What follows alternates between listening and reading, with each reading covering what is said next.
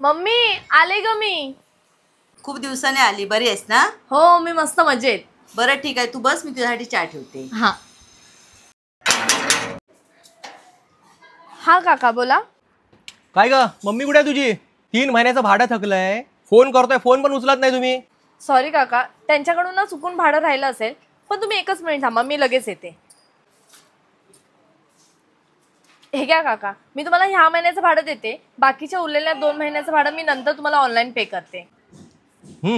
ठीक आहे, पण उरलेल्या महिन्याचं भाडं लवकर लवकर आलं पाहिजे, आधीच सांगून ठेवतोय, येतो। मम्मी तुम्हाला सांगितलंच नाही आपल्या घराचं रेंट द्यायचं बाकी आहे ते। अगं कसं सांगू तुला, सांग, तू सासरी असतेस आणि घराच्या भाड्यासाठी तुझ्याकडे पैसे मागणे योग्य वाटतं का?